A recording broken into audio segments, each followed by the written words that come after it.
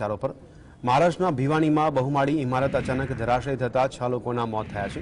National disaster response force ટીમના અધિકારીઓએ આ મુદ્દે સત્તાવાર જાણકારી આપી છે। એનડીઆરએફની ટીમે જણાવ્યું કે બચાવ દળની 4 ટીમને રેસ્ક્યુ ઓપરેશન માટે કામે લગાવવામાં આવી છે। અધિકારીઓએ જણાવ્યું હતું કે બચાવ અભિયાન હજુ પણ ચાલુ છે। અત્યાર સુધીમાં કાટમાળ નીચે દટાયેલા 10 લોકોને સુરક્ષિત બહાર કાઢવામાં આવ્યા છે। તો થાણેની પોલીસે જણાવ્યું કે આ દુર્ઘટના બાદ બિલ્ડર ઇન્દ્રપાલ પાટીલની અટકાયત કરવામાં આવી છે। आरोपी सामे आईपीसी कलम 304(2), 337, 338 અને 42 हेठळ गुनो दाखल કરવામાં આવ્યો છે। ત્યારે આ દુર્ઘટના બાદ મહારાષ્ટ્રના મુખ્યમંત્રી એકનાથ શિંદેએ હોસ્પિટલમાં દાખલ ઇજાગ્રસ્તોની મુલાકાત લીધી હતી।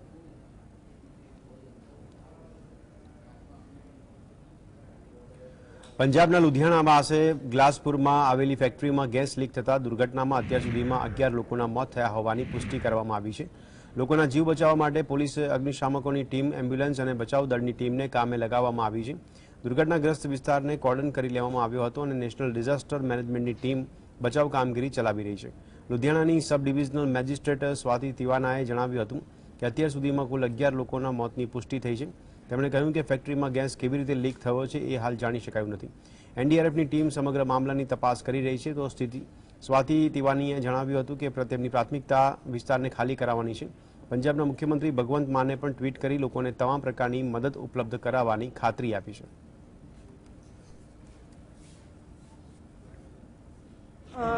टिल नाउ बहुत खेद है सानू बट 11 डेथ्स कन्फर्म होईयां ने 11 लोगों की डेथ होईयां ने ते इत्थे एक it is likely NDRF team काफ़ी देर ते मौके पे हैगी है। साडा पूरा जिला प्रशासन, पुलिस की टीम, कॉरपोरेशन की टीम, पीपीसीबी के नुमाइंदे सारे इत्थे आए हुए हैगे आ। एंड लाइकलीहुड ये है that there is some gas contamination which has happened. કર્ણાટકના ચન્નાપટનામાં જાહેર સભાને સંબોધન દરમિયાન વડાપ્રધાન મોદીએ જણાવ્યું કે કોંગ્રેસે મને ગાળો આપવાનું બોક્સ ફરીવાર ખોલી દીધું છે। કોંગ્રેસના લોકો ક્યારેક મારી કબર ખોદવા માંગે છે, ક્યારેક તેઓ મને સાપ કહે છે। તેમણે ખડગેના ઝેરીલા સાપવાળા નિવેદન પર કહ્યું કે સાપ તો ભગવાન શિવના ગળાનું આભૂષણ છે। જનતા મારા માટે શિવ છે અને તેમણે કહ્યું કે કોંગ્રેસના લોકોમાં ગાળ આપવાની સ્પર્ધા ચાલી રહી છે। મને લાગે છે કે આ ચૂંટણી પ્રચાર દરમિયાન જ કોંગ્રેસ ગાળો આપવાની સદી પૂરી કરી દેશે। પીએમ મોદીએ લોકોને કર્ણાટકમાં ભાજપને મત આપવાની અપીલ કરી હતી।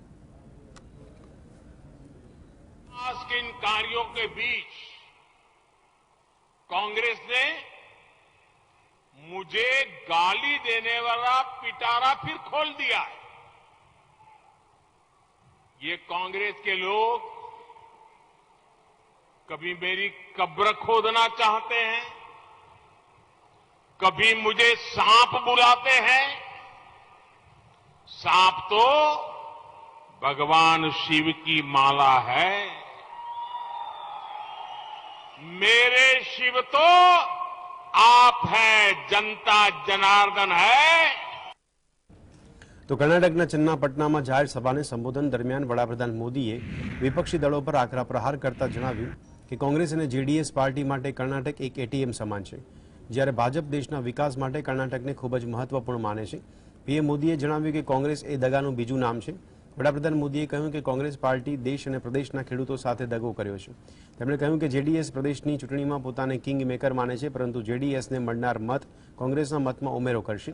પીએમ મોદીએ આરોપ લગાવ્યો કે કોંગ્રેસ ગરીબોની અવગણના કરે છે, પરંતુ ભાજપ ખેડૂતો અને ગરીબો માટે કામ કરે છે। તેમણે કહ્યું કે ડબલ એન્જિનની સરકારથી ખેડૂતોને ડબલ ફાયદો થઈ રહ્યો છે। दिया एक एक वोट सीधा कांग्रेस के खाते में जाएगा, कर्नाटका में अस्थिरता लाएगा। इसलिए ईबारिया निर्धारा, ईबारिया निर्धारा बहुमतदा बीजेपी सरकारा। વડાપ્રધાન નરેન્દ્ર મોદીએ કર્ણાટકના કોલારમાં જાહેર સભાને સંબોધન કરતા કોંગ્રેસ પર તીખા પ્રહારો કર્યા હતા। પીએમ મોદીએ જનતાને એક વોટની કિંમત સમજાવી હતી, જેમાં તેમણે કહ્યું કે કોંગ્રેસ પાર્ટીએ ગરીબ, એસી, એસટી અને મહિલાઓ સાથે અન્યાય કર્યો છે, પરંતુ તમારા એક વોટથી 10 કરોડથી વધારે લોકોને ટોયલેટની સુવિધા મળી છે। તમારા એક વોટથી પ્રથમ વખત પાકા મકાન મળ્યા અને તમારા એક વોટથી 9 કરોડથી વધારે મહિલાઓને મફત ગેસ કનેક્શન મળ્યા છે। ભારતીય જનતા પાર્ટી તુષ્ટિકરણની જગ્યાએ સંતુષ્ટિકરણમાં માનનારી સરકાર છે। पहली बार लाखों एससी, एसटी, ओबीसी परिवारों को पक्का घर मिला। आपके एक वोट से पहली बार 10 करोड़ से ज्यादा लोगों को टॉयलेट की सुविधा मिली। आपके एक वोट से पहली बार 9 करोड़ से अधिक महिलाओं को मुफ्त गैस कनेक्शन मिला। आपके एक वोट से पहली बार 2.5 करोड़ लोगों को बिजली कनेक्शन मिला। आपके एक वोट से कोरोना के संकट काल में 80 करोड़ लोगों को मुफ्त राशन सुनिश्चित कराया। बीजेपी तुष्टीकरण के बजाय सतुष्टीकरण पर फोकस करती है। बीजेपी सरकार के लाभार्थियों का प्रचंड विश्वास साहिब परिवार के हर झूठी गारंटी पर भारी पड़ने वाला है। ઉત્તર પ્રદેશના મુખ્યમંત્રી યોગી આદિત્યનાથે કલબુર્ગીમાં જાહેર સભાને સંબોધન કરતા કોંગ્રેસ પર પ્રહાર કર્યા હતા। તેમણે જણાવ્યું કે આઝાદી પછી કોંગ્રેસને દેશનું નેતૃત્વ સોંપવામાં આવ્યું। જે માર્ગ પર વિદેશી સરકાર કામ કરતી હતી તે જ માર્ગે કોંગ્રેસ ચાલતી હતી। કોંગ્રેસે જાતિના નામે સમાજમાં ભાગલા પાડવાનો પ્રયાસ કર્યો। પ્રદેશના નામે દેશ અને સત્તાને પોતાનો વારસો માનીને ભ્રષ્ટાચારનું માધ્યમ બનાવ્યું હતું। 1947 में आजाद हुआ, लेकिन भाइयों बहनों, आजादी के बाद बड़ी तमन्ना के साथ जिस कांग्रेस को नेतृत्व दिया गया था, वह कांग्रेस उसी मार्ग पर चली थी जिस मार्ग पर कभी देश को विभाजन के कगार पर ले जाने वाले विदेशी हुकूमत कार्य कर रहे थे। કર્ણાટકના બેલાગાવીમાં કોંગ્રેસના નેતા પ્રિયંકા ગાંધીએ આરોપ લગાવ્યો છે કે પ્રદેશની સરકારે પ્રજાને તમામ સ્તર પર લૂંટવાનું કામ કર્યું છે। પ્રિયંકા ગાંધીએ કહ્યું કે ભાજપ બેરોજગારી, મોંઘવારી અને વિકાસનો અભાવ સહિતના મુદ્દાઓ પરથી ધ્યાન ભટકાવવા માંગે છે। તેઓ પ્રજાનું ધ્યાન ભટકાવવાનો પ્રયાસ કરે છે। તેમણે કહ્યું કે પ્રજા પોતાની સરકાર ચૂંટે છે અને જાણે છે કે તેમની સાથે દગો થયો છે। કર્ણાટક વિધાનસભાની ચૂંટણી માટે 10મી મેના રોજ મતદાન કરવામાં આવશે, જ્યારે 13મી મેના રોજ પરિણામ જાહેર કરવામાં આવશે। जनता को लूटा है, जनता समझ रही है, देख रही है, हर स्तर पर लूटा है, हर स्तर पर धोखा दिया है। इस चुनाव में मुद्दे क्या हैं, उससे ध्यान मत भटकाइए। मुद्दे महंगाई, बेरोजगारी, विकास नहीं हुआ है, लूटा गया है जनता को, यही मुद्दे हैं। अगर मोदी जी या बीजेपी के जो नेता हैं जनता का ध्यान कहीं और आकर्षित करना चाहते हैं, उसको भटकाना चाहते हैं, तो वो करें, हम नहीं करेंगे। ભારતીય જનતા પાર્ટીના દિગ્ગજ નેતા જેપી નડ્ડા રવિવારે કર્ણાટકની મુલાકાતે પહોંચ્યા હતા। આ દરમિયાન તેમણે સિદ્ધારામૈયા પર શાબ્દિક પ્રહાર કરતા કહ્યું કે હું છેલ્લા 5 દિવસથી પૂછી રહ્યો છું કે સિદ્ધારામૈયાની સરકારમાં થયેલા મોટા કૌભાંડો પર તેઓ જવાબ કેમ નથી આપતા। ડીકે શિવકુમાર જામીન પર બહાર છે અને આનો જવાબ કેમ નથી આપતા। તેઓ ભ્રષ્ટાચાર પર બોલવાની હિંમત કેવી રીતે કરે છે, કારણ કે કોંગ્રેસની સરકારમાં કર્ણાટકમાં મોટા પાયે ભ્રષ્ટાચાર થયો હતો। पिछले 5 दिन से पूछ रहा हूं कि भाई ये सिद्धारामैया की सरकार में जो बड़े बड़े स्कैम हुए उस पर जवाब क्यों नहीं देते हैं। डीके शिवकुमार बेल पर घूम रहे हैं, क्यों नहीं जवाब देते हैं। इन लोगों को भ्रष्टाचार पर बात करने की ये हिम्मत कैसे होती है। और ये जिस तरीके से जनता जानती है, कर्नाटक की जनता अच्छे से जानती है, विकास को वो लेकर के चली है, पूरी ताकत के साथ विकास को आगे बढ़ाना चाहती है। और उनको मालूम है कि भारतीय जनता पार्टी का किरदार वो हमेशा जनता की सेवा के लिए बना हुआ है। એક દિવસ પહેલા ચિત્તોડગઢમાં બીજેપીની જન આક્રોશ રેલી યોજાઈ હતી, જેમાં કેન્દ્રીય મંત્રી ગજેન્દ્રસિંહ શેખાવત પણ જનતાને સંબોધિત કરવા માટે પહોંચ્યા હતા। પોતાના ભાષણમાં તેમણે રાજસ્થાન સરકાર પર આરોપ પ્રત્યારોપ લગાવ્યા હતા, જેમાં તેમણે સીએમ અશોક ગેહલોતને રાજનીતિના રાવણ ગણાવ્યા હતા। હવે આ મામલે ચિત્તોડગઢમાં તેમના વિરુદ્ધ એફઆઈઆર નોંધવામાં આવી છે। FIR Rajasthan heritage president Surendrasinh જાદવે નોંધાવી છે અને એફઆઈઆર ચિત્તોડગઢ સદર પોલીસ સ્ટેશનમાં નોંધવામાં આવી છે। ગજેન્દ્રસિંહ શેખાવતના આ નિવેદન પર સીએમ અશોક ગેહલોતે પલટવાર કરતા કહ્યું કે જો હું રાવણ છું તો તમે રામ બનો, 2.5 લાખ લોકોના પૈસા પરત કરો। ને રાજસ્થાનમાં ઘણા સમયથી સીએમ અશોક ગેહલોત અને કેન્દ્રીય મંત્રી ગજેન્દ્રસિંહ શેખાવત વચ્ચે શાબ્દિક યુદ્ધ ચાલી રહ્યું છે।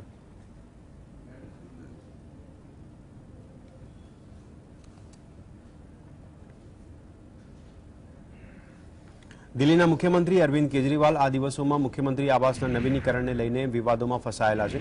ભાજપે દાવો કર્યો હતો કે કેજરીવાલે રિનોવેશનમાં 45 કરોડ રૂપિયાનો ખર્ચ કર્યો હતો, જ્યારે કોંગ્રેસ નેતા અલકા લાંબાએ પણ સવાલ ઉઠાવ્યા હતા અને કહ્યું હતું કે તેમણે સરકારી ઘરની સજાવટમાં જનતાના પૈસા વેડફ્યા હતા। અરવિંદ કેજરીવાલ સવાલોના વર્તુળમાં છે, કદાચ તેથી જ તેઓ ચૂપ છે. રામલીલા મેદાનથી ભ્રષ્ટાચાર વિરુદ્ધ નીકળેલા પાર્ટીના શબ્દો અને વલણ સત્તા પર પહોંચતા જ બદલાઈ ગયા છે. કોંગ્રેસ નેતાએ કહ્યું કે તેમણે રામલીલા મેદાનમાં કહ્યું હતું કે જો અમે સત્તામાં આવીશું તો શીલા દીક્ષિત જેવો ભવ્ય બંગલો નહીં લઈએ, અમે 2 રૂમના મકાનમાં રહીશું. પરંતુ હવે દિલ્હીના સીએમએ પોતાના સત્તાવાર નિવાસસ્થાનની સજાવટ પાછળ 1-2 કરોડ નહીં પરંતુ 45 કરોડ રૂપિયા ખર્ચ્યા છે.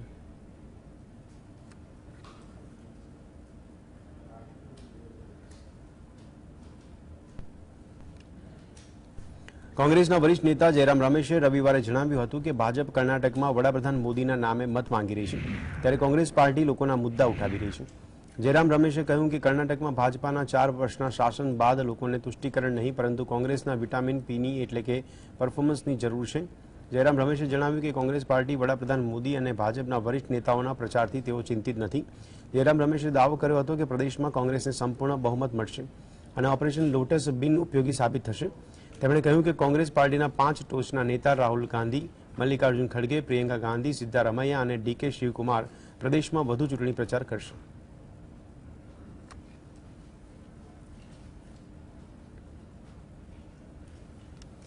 પંજાબમાં પેટા ચૂંટણીના પ્રચાર માટે આવેલા કેન્દ્રીય મંત્રી અનુરાગ ઠાકુરે જણાવ્યું હતું કે કેટલાક મુદ્દા સુરક્ષા સાથે સંકળાયેલા છે. તેમણે કહ્યું કે ભાજપે ક્યારેય પણ પંજાબ અને પંજાબીઓની સુરક્ષાના મુદ્દા પર રાજકારણ કર્યું નથી. અમે પંજાબની સરકારને સહયોગ આપવાની વાત કરી હતી. કોઈપણ અસામાજિક તત્વ જે પંજાબમાં માહોલ બગાડવાનું કામ કરશે એ કોઈને પસંદ નથી. અમે પંજાબમાં આગળ વધતા જોવા માંગીએ છીએ. ત્યારે અનુરાગ ઠાકુરે કહ્યું કે પંજાબના લોકો પેટા ચૂંટણીમાં ભાજપના ઉમેદવારને તક આપે. આવું જ હિમાચલ પ્રદેશમાં બન્યું હતું. તેમણે કહ્યું કે વર્ષ 2027માં પણ ભાજપની સરકાર બનશે.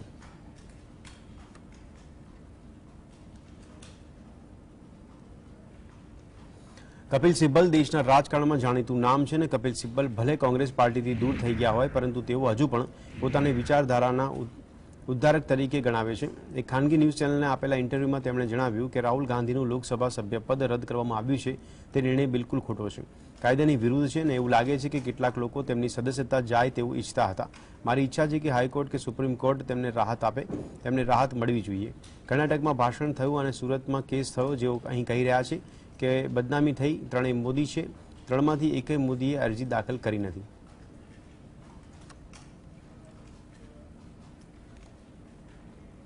મહારાષ્ટ્ર સરકારના પતન અંગેની અટકણો વચ્ચે એનસીપીના પ્રદેશ અધ્યક્ષ જયંત પાટીલનું મોટું નિવેદન સામે આવ્યું. પાટીલે કહ્યું કે મહારાષ્ટ્રમાં આગામી મુખ્યમંત્રી નેશનલ કોંગ્રેસ પાર્ટીમાંથી હશે. આ સાથે તેમણે કહ્યું કે એનસીપી ભવિષ્યમાં રાજ્યમાં સૌથી મોટા રાજકીય પક્ષ તરીકે ઉભરી આવશે. જયંત પાટીલે રવિવારે મહારાષ્ટ્રના સતારા જિલ્લાના કરાળામાં પત્રકારો સાથે વાતચીત દરમિયાન આ નિવેદન આપ્યું હતું. શિવસેનાના 16 ધારાસભ્યોની યોગ્યતા અંગે સુપ્રીમ કોર્ટની બંધારણીય બેન્ચનો નિર્ણય આવવાનો બાકી છે, જેમણે ગયા વર્ષે બળવો કરીને શિંદે જૂથમાં જોડાયા હતા. આ ધારાસભ્યોમાં મુખ્યમંત્રી એકનાથ શિંદેનું પણ નામ સામેલ છે. કરીએ સજાતીય લગ્નને માન્યતા આપવામાં આવે તેવી માંગ સાથે દાખલ કરવામાં આવેલી અરજી પર સુપ્રીમ કોર્ટમાં સુનાવણી થઈ રહી છે. ત્યારે વિશ્વ હિન્દુ પરિષદના રાષ્ટ્રીય પ્રવક્તા વિનોદ બંસલે જણાવ્યું છે કે સમલૈંગિક લગ્ન ભારતીય સંસ્કૃતિ પર હુમલો છે. તેમણે કહ્યું કે સમલૈંગિક લગ્નના કારણે પરિવાર વ્યવસ્થા અને કુટુંબ પ્રણાલીને પણ સમાપ્ત કરવાનો પ્રયાસ ચાલી રહ્યો છે. તેમણે કહ્યું કે વિવાહરૂપી સંસ્કારમાં સ્ત્રી અને પુરુષ જરૂરી છે. આ પ્રાકૃતિક વ્યવહાર છે. आखिरकार जो काम न्यायपालिका का है वो विधायिका तो हस्तक्षेप नहीं करती इसमें. तो और तीसरी बात, सबसे बड़ी बात यह है कि अगर कोई विधायिका कार्यपालिका कुछ कर भी ले तो क्या समाज स्वीकार करेगा? मैं कहता हूं अगर आज कोई लीगल लेजिटिमेसी, कोई कानून की कानूनी मान्यता सुप्रीम कोर्ट दे भी दे तो क्या समाज इसको स्वीकार करेगा? तो ऐसे निर्णय मुझे लगता है माननीय न्यायालय को भी नहीं देना चाहिए. और जिस तरह से इस सुनवाई को अयोध्या की सुनवाई के साथ पैरिटी में मिला करके और जो तोला जा रहा है, ये तो हिंदू समाज का सीधा सीधा अपमान है. ઉત્તરાખંડના જોશીમઠમાં તપોવન વિષ્ણુગઢ હાઇડ્રો ઇલેક્ટ્રિસિટી પ્રોજેક્ટની કામગીરી શરૂ કરવા માટે સ્થાનિક લોકોએ પ્રદેશના મુખ્યમંત્રી પુષ્કરસિંહ ધામીને આવેદનપત્ર આપીને રજૂઆત કરી છે. ચાલુ વર્ષે જાન્યુઆરી મહિનામાં જોશીમઠમાં ભૂસ્ખલન થતાં આ પ્રોજેક્ટની કામગીરી અટકાવવામાં આવી હતી. તો સ્થાનિક લોકોએ રજૂ કરેલા આવેદનપત્રમાં જણાવ્યું હતું કે જોશીમઠમાં ભૂસ્ખલન થયા બાદ national thermal power corporation private limited company દ્વારા હાઇડ્રો ઇલેક્ટ્રિસિટી પ્રોજેક્ટના નિર્માણ કાર્યોને સ્થગિત કરવામાં આવ્યું હતું. પત્રમાં વધુમાં જણાવવામાં આવ્યું હતું કે નિષ્ણાંતોની કમિટીએ તપાસ કર્યા બાદ કહ્યું હતું કે હાઇડ્રો ઇલેક્ટ્રિસિટી પ્રોજેક્ટના કારણે જોશીમઠમાં ભૂસ્ખલન થયું નથી. સરકાર અસરગ્રસ્ત વિસ્તારમાં યોગ્ય પગલાં લઈ રહી છે.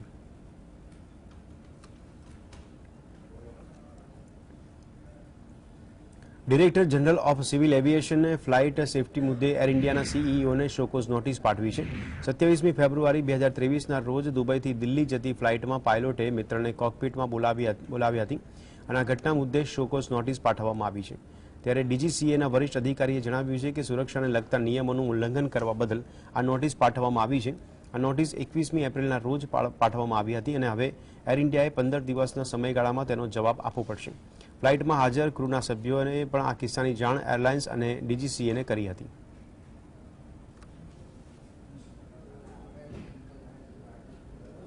તો દેશમાં ખાંડનું ઉત્પાદન નીચું રહેવામાં આવી પડેલા અંદાજ બાદ કેન્દ્ર સરકારે ખાંડની નિકાસ પર સંપૂર્ણપણે પ્રતિબંધ મૂકવા વિચારી રહી છે.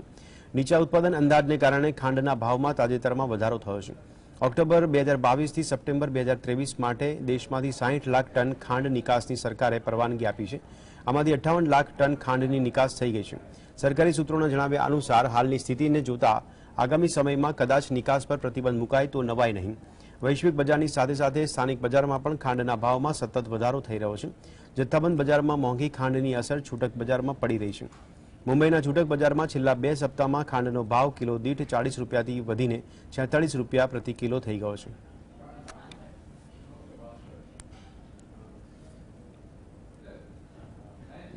રેસલિંગ ફેડરેશન ઓફ ઇન્ડિયાના પ્રમુખ વ્રજભૂષણ સિંહ રાજીનામું આપે તેવી માંગ સાથે જંતર મંતર પર કેટલાક કુસ્તીબાજો ધરણા આપી રહ્યા છે. ત્યારે રવિવારે વ્રજભૂષણ સિંહે જણાવ્યું કે હરિયાણાના 90% ખેલાડી ભારતીય કુસ્તી સંઘ પર ભરોસો કરે છે. આ માત્ર કેટલાક પરિવાર છે ને જે યુવતીઓ આરોપ લગાવી રહી છે તેઓ એક અખાડા સાથે જોડાયેલી છે. વ્રજભૂષણ સિંહે કહ્યું કે મને નહીં પરંતુ સમગ્ર વિશ્વને ખબર છે કે મહાદેવ એકેડમીના તમામ છોકરીઓએ આરોપ લગાવ્યા છે અને એકેડમીના સંરક્ષણ કરતા દીપેન્દ્ર હુડ્ડા છે. વ્રજભૂષણ સિંહ સામે દિલ્હી પોલીસે 2 FIR દાખલ કરવામાં આવી છે. हरियाणा के 90% खिलाड़ी और गार्जियन भारतीय कुश्ती संघ के ऊपर भरोसा करते हैं और विश्वास करते हैं. ये एक चंद परिवार है, जैसे एक चंद परिवार है और जितनी लड़कियां निकल करके आई हैं आरोप लगाने वाली वो एक ही अखाड़े की हैं, एक ही अखाड़े की हैं. और कल बजरंग पूनिया ने सवाल किया था कि हमको कैसे पता चला कि वो एक ही अखाड़े के हैं. क्योंकि हमको नहीं, सारी दुनिया को पता है महादेव रेसलिंग एकेडमी की ही सारी लड़कियां हैं और जिस एकेडमी के कर्ता धर्ता संरक्षण दाता सब कुछ जो है दीपेंद्र हुड्डा है. રેસલિંગ ફેડરેશન ઓફ ઇન્ડિયાના પ્રમુખ વ્રજભૂષણ રાજીનામું આપે તેવી માંગ સાથે દિલ્હીના જંતર મંતર પર કેટલાક કુસ્તીબાજો ધરણા આપી રહ્યા છે. ત્યારે સુપ્રીમ કોર્ટના આદેશ બાદ દિલ્હી પોલીસે 7 કુસ્તીબાજોને સુરક્ષા ઉપલબ્ધ કરાવી છે. દિલ્હી પોલીસે 7 ફરિયાદી કુસ્તીબાજોનું નિવેદન રેકોર્ડ કરવા માટે પણ સંપર્ક કર્યો છે. સૂત્રો પાસેથી મળતી માહિતી પ્રમાણે દિલ્હી પોલીસે ટૂંક સમયમાં ફરિયાદીઓને નિવેદનને રેકોર્ડ કરી શકે છે. 29મી એપ્રિલના રોજ વ્રજભૂષણે જણાવ્યું હતું કે રાજીનામું આપવું કોઈ મોટી વાત નથી, પરંતુ ગુનેગાર તરીકે નહીં આપવું.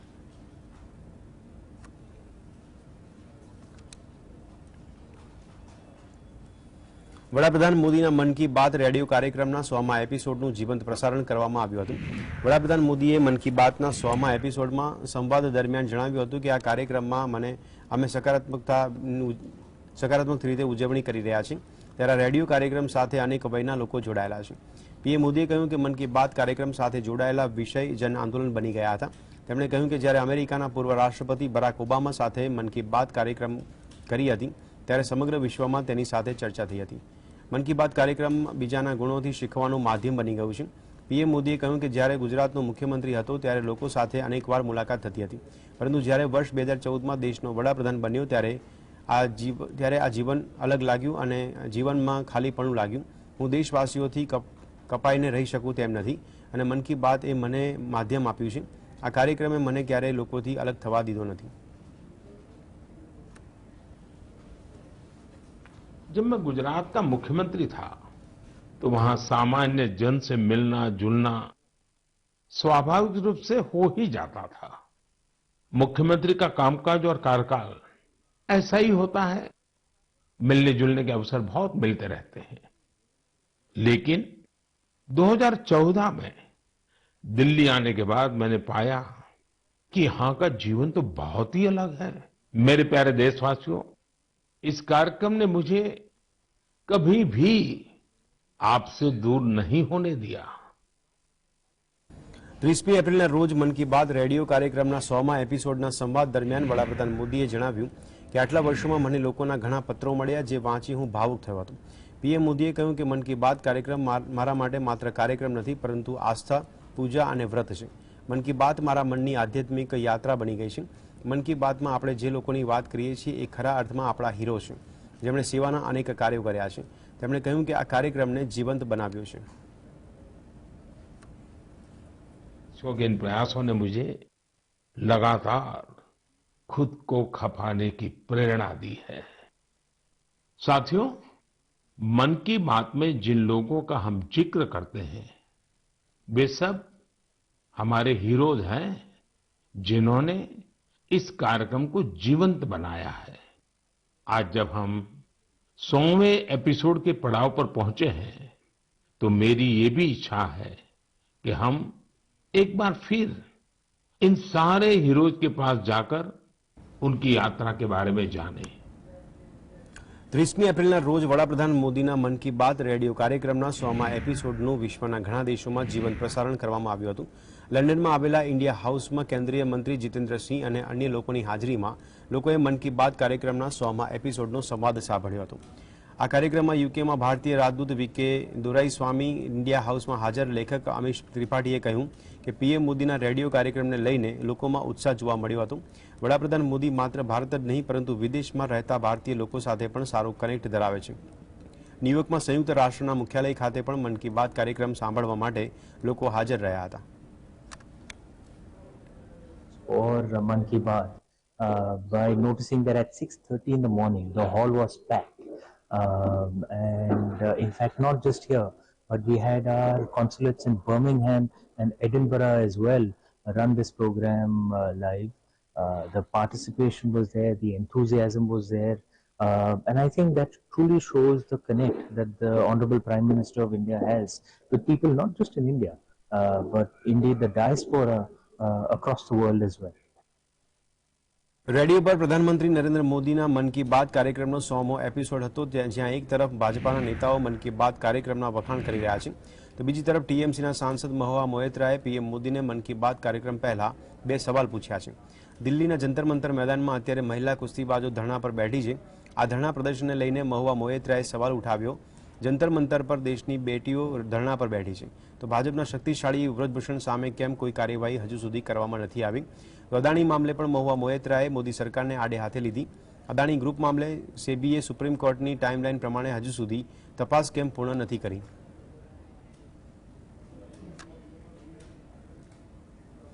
ગેંગસ્ટર અતીક અહેમદની હત્યા બાદ દરરોજ નવા ખુલાસા સામે આવે છે, ત્યારે હવે વધુ સમગ્ર કેસમાં એક વધુ ખુલાસો થયો છે. અતીકે દિલ્હીમાં એક નેતાની મદદથી 100 કરોડની સંપત્તિ ખરીદી હતી. અતીક અશરફ મર્ડર કેસની તપાસ કરી રહેલી એસટીએફને તેના સંબંધિત કેટલાક પુરાવા મળ્યા છે. એસટીએફની માહિતી પ્રમાણે અતીકે દિલ્હીના શાહીનબાગ બાટલા હાઉસમાં 100 કરોડની સંપત્તિ ખરીદી હતી, જેના વિશે માત્ર માફિયાના નજીકના સંબંધીઓને જાણકારી હતી. અતીકે પ્રોપર્ટી એક રાજનેતાની મદદથી ખરીદી હતી. નેતાના પુત્રએ અસદને દિલ્હીમાં છુપાવવામાં મદદ કરી છે કે કેમ તે અંગે એસટીએફ તપાસ કરી રહી છે. ત્યારે અતીકની મિલકત આંકવામાં આવે તો રૂપિયા 100 કરોડથી વધુ છે, જે અંગે એસટીએફ સંપૂર્ણ વિગતો એકત્રિત કરી રહી છે.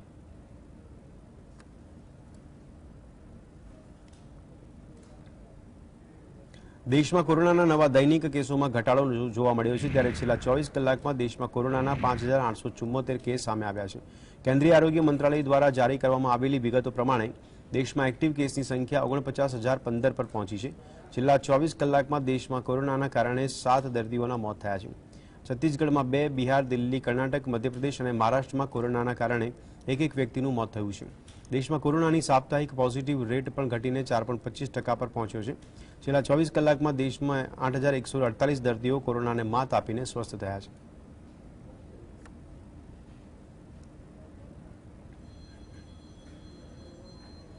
બિહારની રાજધાની પટનામાં રવિવારે બપોરે અચાનક વાતાવરણમાં પલટો આવ્યો હતો અને પટનામાં આંધી સાથે કરા અને વરસાદ શરૂ થયો હતો. હવામાનમાં આવેલા ફેરફારને કારણે લોકોને ગરમીમાંથી રાહત મળી હતી તો વરસાદ અને કરાના કારણે ખેડૂતોને આર્થિક નુકસાન થવાની શક્યતા છે. બિહારના અનેક જિલ્લામાં વરસાદ પડ્યો છે અને હવામાન વિભાગે સોમવારે પણ પ્રદેશના અનેક જિલ્લામાં વરસાદ પડવાની સંભાવના વ્યક્ત કરી છે. બિહારના કેટલાક ક્ષેત્રોને છોડીને મોટાભાગના પ્રદેશમાં મધ્યમથી હળવા પ્રમાણમાં ગાજવીજ સાથે વરસાદ પડ્યો છે.